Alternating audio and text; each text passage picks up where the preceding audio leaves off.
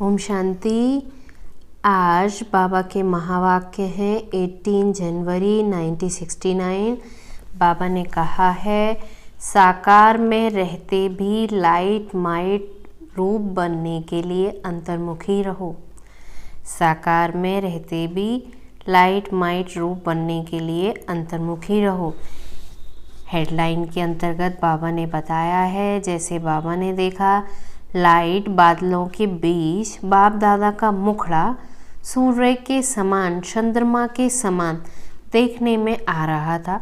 जैसे सूर्य अस्त होते समय लाली देखने में आती है, ऐसे बाप दादा के साथ मुलाकात में भी शांति और शक्ति की वासना आ रही थी।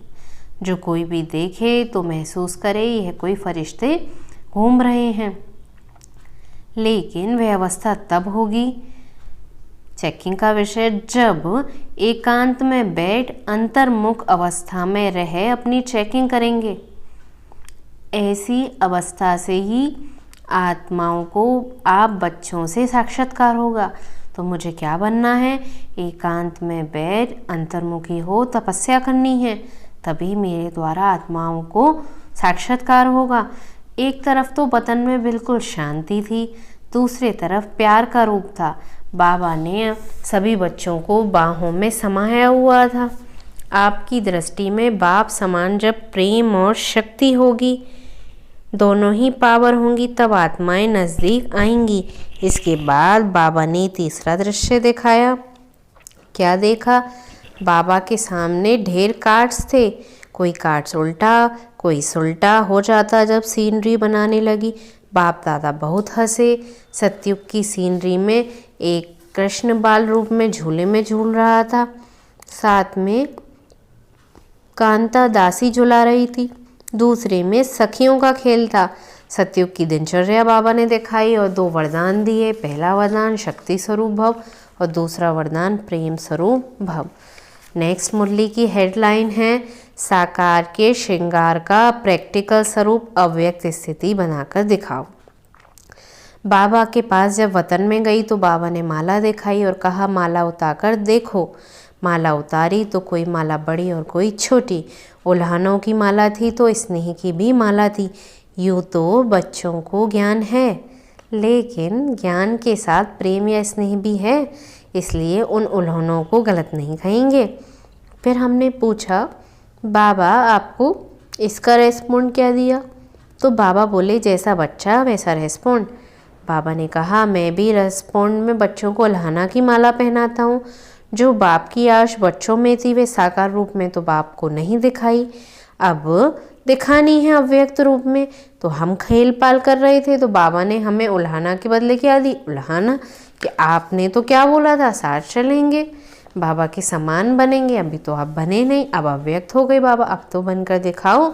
बाबा ने कहा, वतन में म्यूज़ियम है आप सभी का, सभी की जैसे आर्टिस्ट मूर्तियों को सजाते हैं, ऐसे बाप दादा भी सजा रहे थे। बाबा ने कहा, जो मोटा श्रृंगार है वे तो साकार में बच्चों का करके आए, लेकिन अव्यक्त रूप में सजा रहे हैं अब बाबा। अभी सभी श्रृंगार तो हैं, जेवर भी है। अब जेवर में बाबा नग लगा रहे हैं। वो नग किसका है?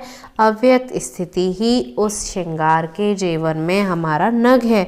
जितना जितना हम अव्यक्त स्थिति में रहेंगे, नग लगते जाएंगे।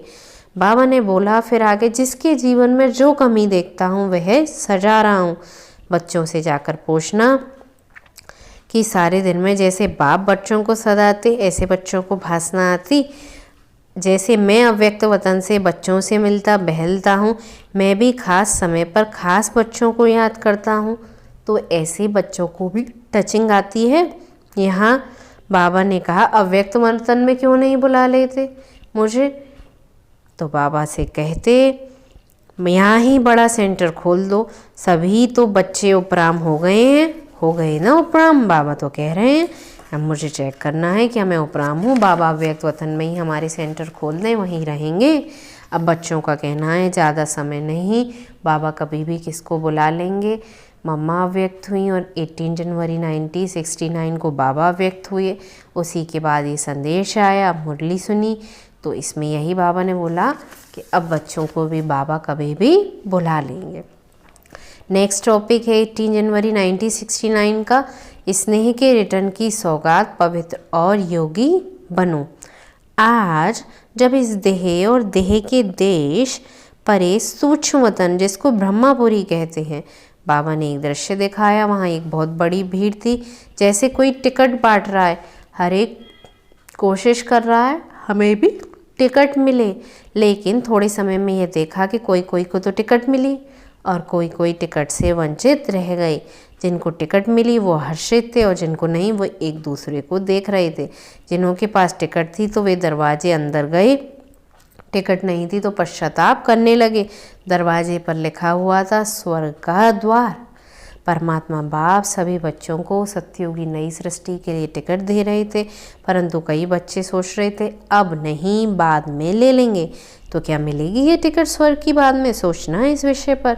बाबा ने कहा कई आत्माएं सुनती हैं, सोचती हैं, यह कार्य चल रहा है, बाप दादा शिक्षा दे रहे हैं, अब सोचते सोचते अपने भाग्य को गंवाना दो।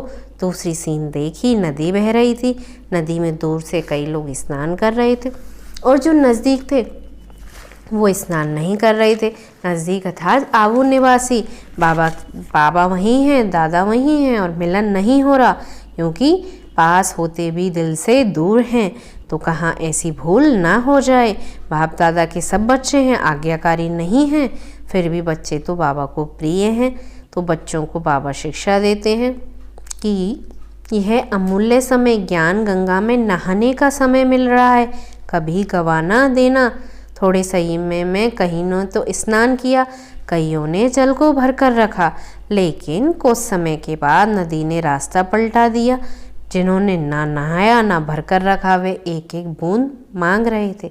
तो कहीं ऐसा तो नहीं ज्ञान सागर ज्ञान के रत्न दे रहे और हम एक एक बूंद के प्यासे हो जाएं। तो यही चेक बोल करना है।